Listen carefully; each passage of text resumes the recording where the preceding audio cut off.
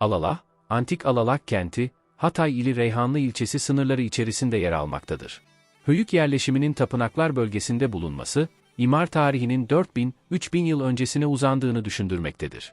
Alalah, diğer adıyla Akçana Höyüğü, Asi Nehri'nin kıvrımına yakın bir mevkide, en güney ilimiz olan Hatay ilinin, Amik Ovası'nın orta kesiminde yer alır. Basra Körfezi Hint Okyanusu üzerinden uzun mesafeli ticaretlerle beslenenler için Doğu Akdeniz'e açılan bir noktada bulunması, burada yüzyıllar boyunca hep savaşlar yaşanmasının ana gerekçesidir.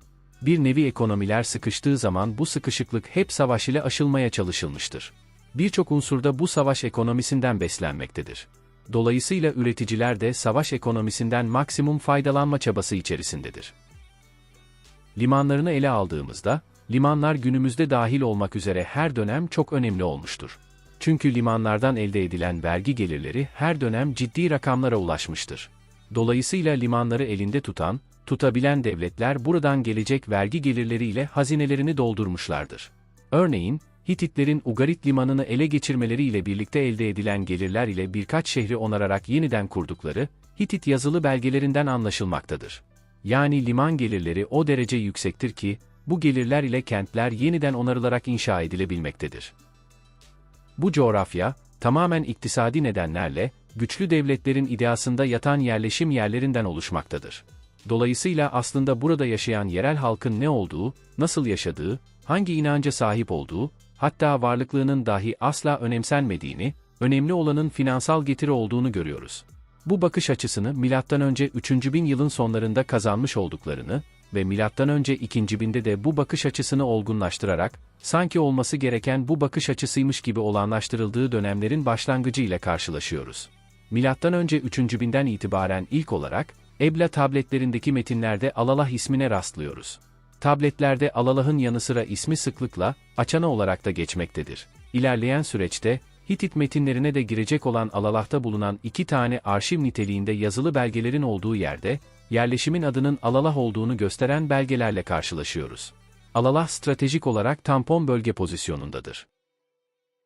Ayrıca Alalah 7. tabakada karşımıza çıkan ve 7. tabaka sarayı olarak adlandırılan saray yapısı da çok önemlidir. Burada yapılan kazılarda elde edilen materyallerin aynılarına Girit'te, Kıbrıs'ta, hatta daha kuzeydeki bölgelerde de rastlanmaktadır. Bu bize Alalah'ın deniz aşırı ticaretin yapıldığı bir bölge olduğunu göstermektedir. Dolayısıyla Alalah, Anadolu, Doğu Akdeniz ve Yakın Doğu kültürleri arasında bir tampon bölge konumundadır ve M.Ö. 2000'de Mukiş Krallığı tarafından kontrol edilmektedir. Mukiş Krallığı, deniz ve kara ticaret ağları içerisinde bir ticaret merkezi olma statüsü kazanmış olan bir krallıktır. Bu etkileşimi, izlerini hem Orta Tunç Çağı'nda, 2000'in Orta Tunç Çağı'na denk gelen ilk yarısında ve Geç Tunç Çağı'nda yoğun bir şekilde görüyoruz.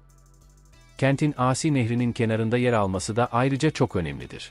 Çünkü burada nehir taşımacılığı karşımıza çıkmaktadır. Fırat Nehri'ni kullandıkları gibi ticari ve diğer amaçlar için Asi Nehri'ni de kullanmışlardır. Özellikle Samandağ bölgesinde yer alan Sabuniye liman kentine bağlı yapısıyla da kırsal merkezli olup, aynı zamanda bir liman kenti karakteri de taşımaktadır. Alalah 1. dönem kazıları, Leonard Woolley tarafından yapılmış, daha sonra Profesör Doktor Kutlu Aslıhan Yener 2. dönem kazılarını gerçekleştirmiştir. Günümüzde ise Doçent Doktor Murat Akar başkanlığında kazı çalışmaları devam ettirilmektedir. Antik metinlerde, Alalah'taki yerleşimlerde iktisadi faaliyetlerin oynadığı rolü net olarak görebiliyoruz. Yine metinlerden anladığımıza göre 17. ve 18. yüzyıllarda gümüş, ayrıcalıklı olarak değiş tokuşta kullanılmıştır. Alalah'ta ele geçen madenler üzerinde yapılmış olan metal analizlerinde, metallerin Toros yakınlarındaki maden yataklarıyla da uyum sağladığı anlaşılmıştır. Krallık, tamamen bu maden yataklarının ulaşım hattı üzerinde bulunmaktadır ve dolayısıyla da Toros dağlarında bulunan bu maden yataklarından rahatlıkla faydalanabilmektedir.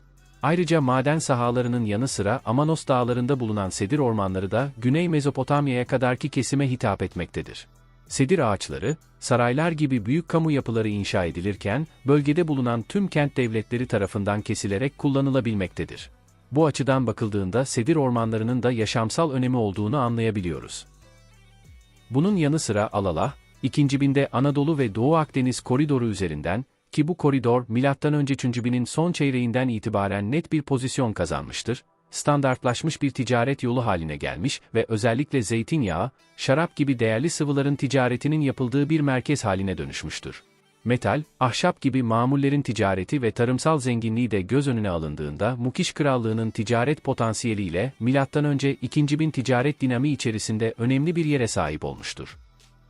Çivi yazılı tabletlere göre Mukiş Krallığı, merkezi Halep'te yer alan Yamhat Krallığı'nın vassalı olarak Yarimlim soyu tarafından yönetilirdi.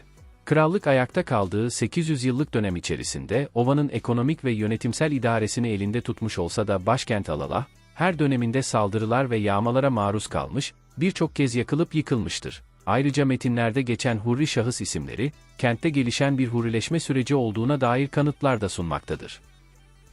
Doçent Doktor Murat Akar başkanlığında 2003-2021 yıl kazılarında saray bölgesi, şehir kapısı, askeri yapılar, tapınak ve kale ortaya çıkarılmıştır. Bunun yanı sıra diğer kısımdaki soylu konutları, mezarlık, savunma sistemi ve atölyeler vardır ve bu bölge Profesör Doktor Kutlu Aslıhan Yener tarafından açığa çıkarılmıştır. Açana Höyük Tapınak Çukuru'nda ortaya çıkarılan İdrimi heykeline baktığımızda, tipolojisinin Suriye tipolojisi özellikleri taşıdığını net olarak söyleyebiliriz. Önceki videolarımızda İdrimi heykelini anlatan bir çalışma yaptığımız için, bu videoda heykelin ayrıntılarına girmiyoruz. Merak edenler o videodan detayları dinleyebilir. Seramiklerine bakıldığında, seramikler homojen bir kültür etkileşimini ortaya koyarlar.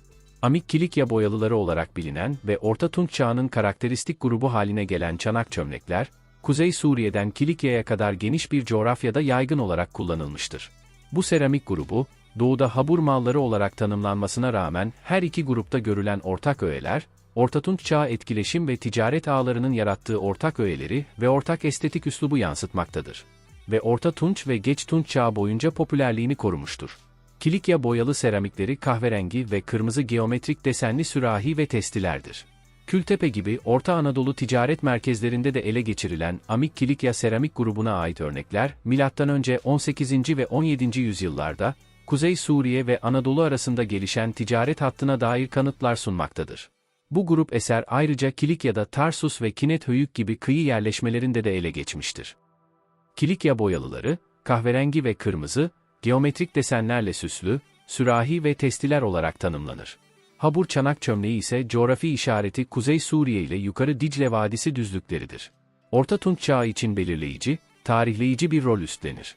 Özelliği açık zemin üzerine kırmızı kahve ya da siyah renkli monokrom bezesiyle tanınır. Alalaha, hatta Kültepe'ye kadar yayılım gösterir. Orta Tunç II döneminin sonlarına tarihlenen 7. tabaka kenti, Höyük'ün kuzeydoğu kanadında açığa çıkarılan anıtsal saray yapısı ve kuzeybatıda açığa çıkarılan 3 bölmeli şehir kapısı ile tanımlanır. Çağdaşı olan Tel Mardik, Ebla Batı Sarayı ile tipolojik olarak benzer öğeler taşıyan 7. tabaka sarayı, sur duvarına bitişik bir şekilde inşa edilmiş ve büyük olasılıkla 2 katlı bir yapı kompleksidir. Orta Tunç çağına tarihlenen Alalah 7. tabakasının erken evresine ait, Kral Yarimlim'in sarayı bulunmuştur. Sarayın kerpiç duvarları 2 metre yüksekliğe kadar korunmuştur. Yanına sonradan mabet ilave edilmiş olduğu anlaşılmaktadır. Ortada, büyük salon, yönetimin yer aldığı kısım, harem ve depolar vardır. Esas saray yapısı bir avlunun çevresine yerleştirilmiş irili ufaklı mekanlardan oluşur. Giriş kısmında koridor gibi bir alan söz konusudur. Tabanlar çoğunlukla taş, ara bölmelerde taş tabanlıdır. Toplantı salonunda üst kata çıkan merdivenler bulunuyor. İç içe giren kısımların idari amaçla kullanıldığını düşündüren belgeler ele geçtiği ifade edilmektedir. Depolar ve atölyeler var.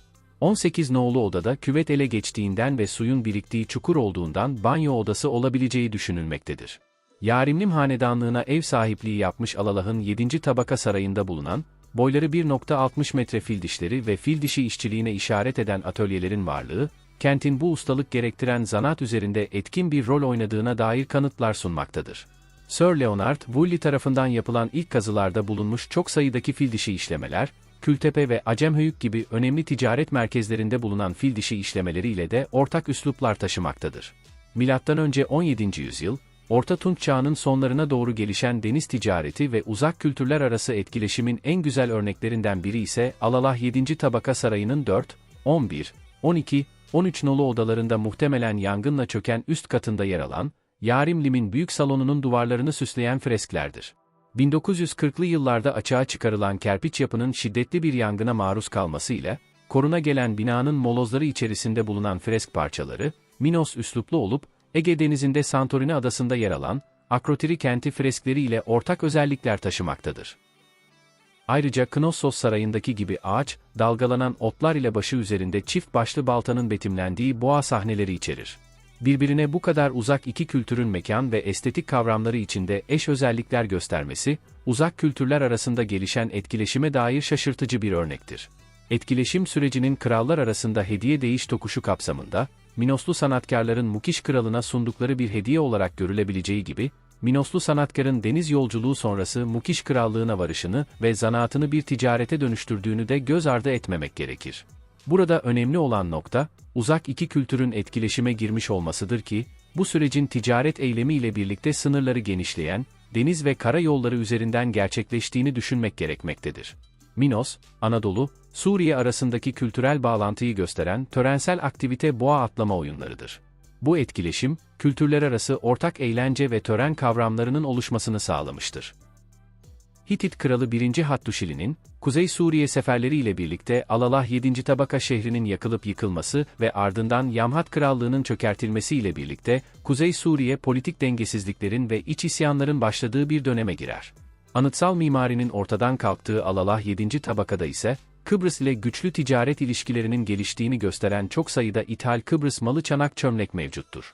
İdari otoritenin zayıfladığı bu dönemde ithal mallarda gözlemlenen bu belirgin artış, ticaret dinamiğinin sadece saray sistemine bağlı olmadığını göstermektedir. Alalah sayısal olarak Doğu Akdeniz'de ithal Kıbrıs seramiğinin en çok bulunduğu yerleşimlerden biridir.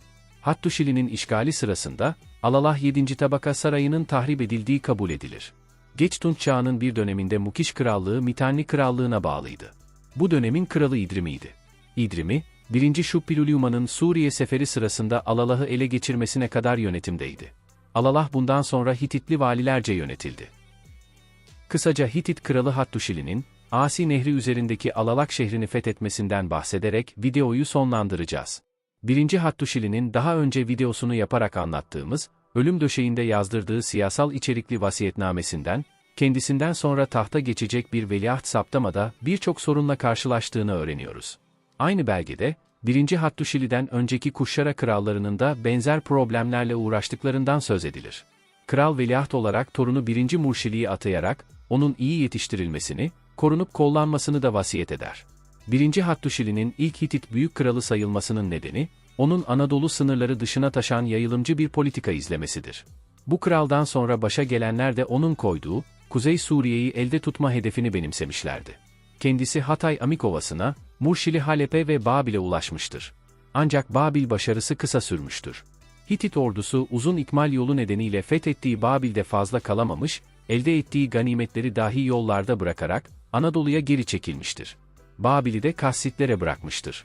Suriye'deki bu fetihler Hititlere, devlet yönetimi için bir kayıt aracı olan çivi yazısını getirmiştir.